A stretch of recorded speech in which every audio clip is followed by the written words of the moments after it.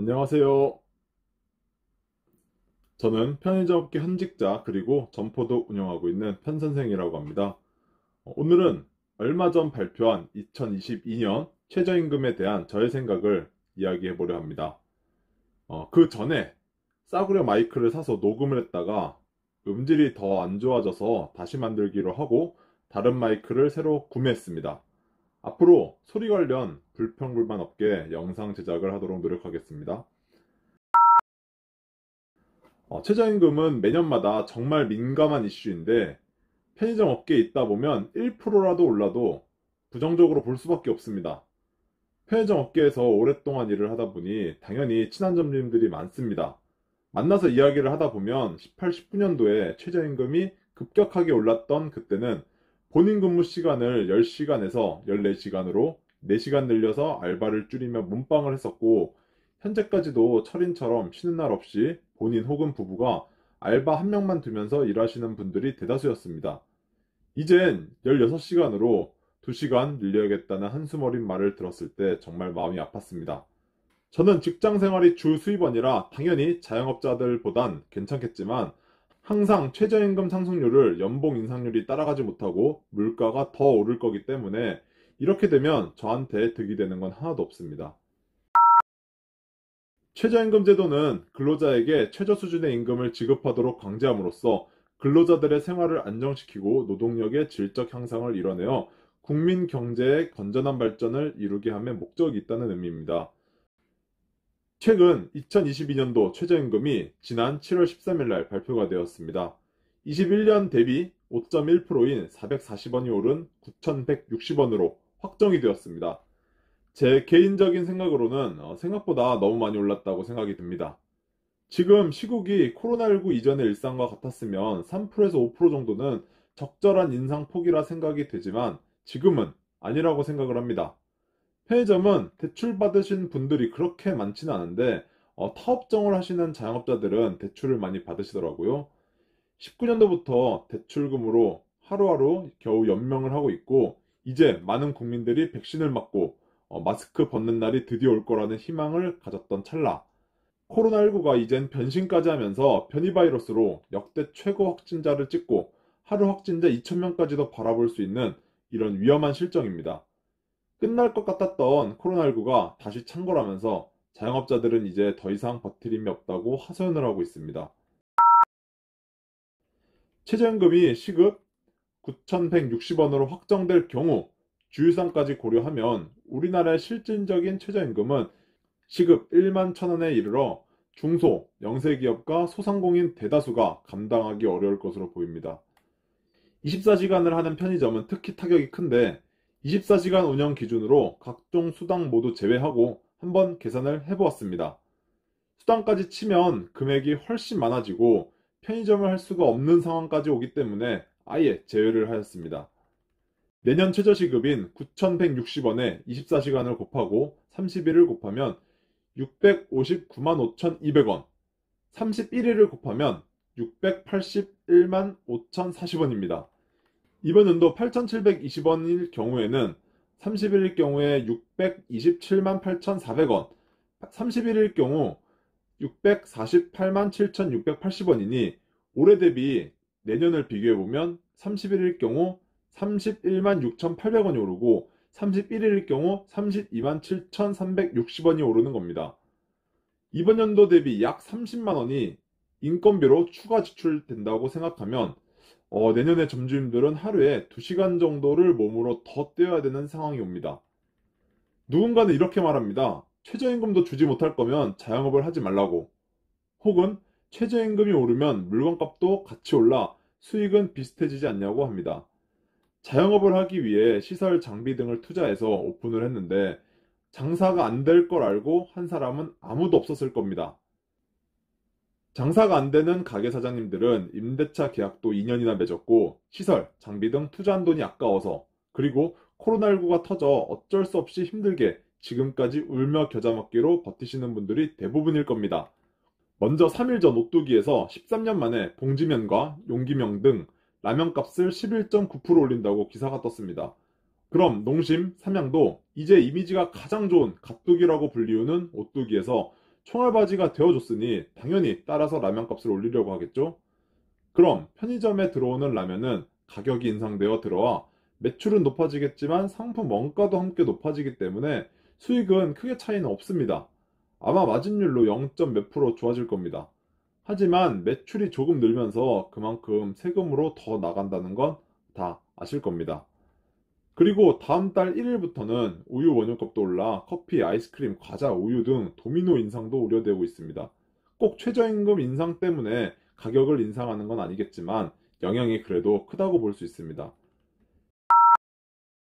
편의점 사장님들은 최저임금 곱하기 시간으로 해서 인건비만 나가는 게 아니라 알바를 쓰면 고용, 산재보험료도 매달 내야 되고 소득에 대한 세금도 내야 되고 여차하면 주휴수당에 퇴직금까지 등등 돈을 버는 건지 까먹는 건지 모르는 상황에서 월세까지 내면 정말 장사를 접고 싶으실 겁니다. 본부임타 점포들도 회사에서 650만 원 맞춰주면 정말 본인 인건비도 못 챙겨 가실 텐데 걱정이 앞섭니다. 점주님들 중엔 또 몇몇 분들은 이런 분들도 계실 겁니다. 가맹점들을 위해 본사 차원에서 지원을 많이 해줘야 되는 건 아니냐, 추가로 다른 지원을 해달라고 하십니다. 저도 이 부분에는 일정 부분 공감을 합니다. 하지만 국가가 이렇게 만들어 놓은 걸 회사가 책임지는 것도 웃기지 않나요? 저 역시 점포를 하고 있기 때문에 본사 차원에서 당연히 월 10만 원 정도라도 다른 지원을 해주었으면 좋겠습니다. 하지만 회사 입장에서는 이렇게 지원해주는 순간 영업이익을 생각 안 할 수가 없습니다. 지금 상황에서 회사가 영업이익이 나지 않으면 어쩔 수 없다 쳐도 영업이익이 난다는 기준 하에 영업이익의 몇 프로 정도는 점주님들과 직원들을 위해 제발 사용되었으면 좋겠습니다. 그리고 편의점 본사는 오픈만 하면 무조건 이익이다 라고 생각하시는 분들이 은근히 많으신데 절대 사실이 아닙니다. 오픈 전 회사에 보고한 예상했던 매출이 나와줘야 합니다. 사실 편의점 회사들은 무엇으로 돈을 버냐면 가맹비, 교육비로 돈을 법니다.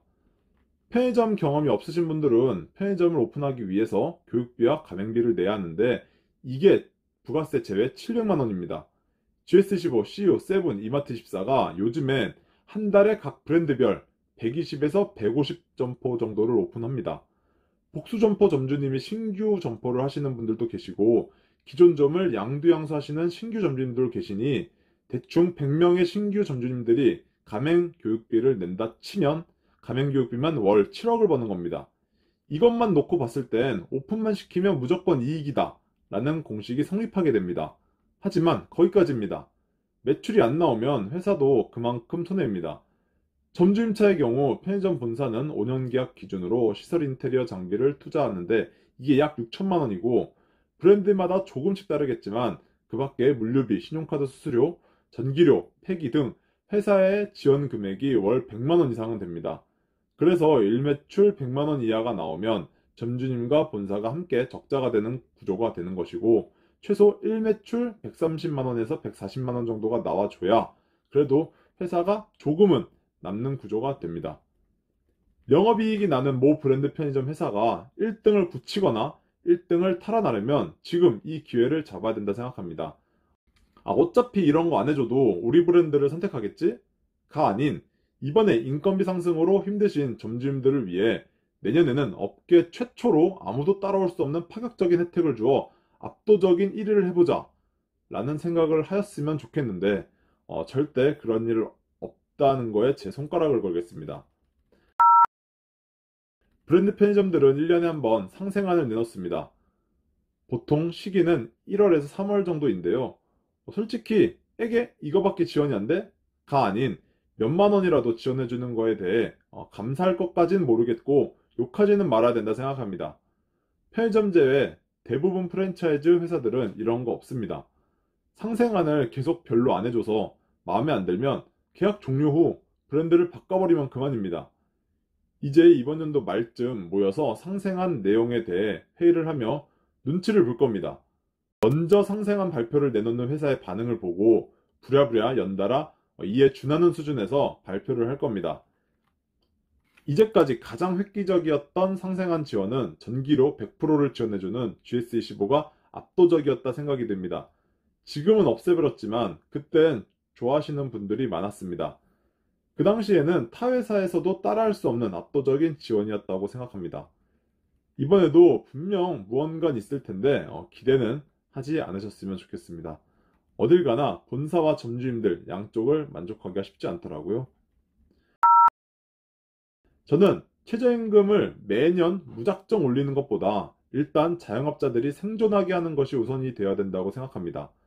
편의점도 이젠 야간에 무인 시스템으로 돌아오고 있고, 무인 아이스크림, 무인 편의점 같은 편의점의 무인화가 계속 진행 중이고, 편의점 외 현실을 한번 보시면 햄버거집, 커피숍, 심지어 동네 식당들까지 알바들 다 없어지고 키오스크만 덩그러니 놓여져 있습니다. 이제 알바 자리는 더더욱 사라질 것이고, 무인 시스템의 증가, 엔잡 열풍 등 더 치열하게 살아야 직장도 얻고 결혼도 하고 내 집 마련도 하고, 내 집 마련까지는 잘 모르겠네요.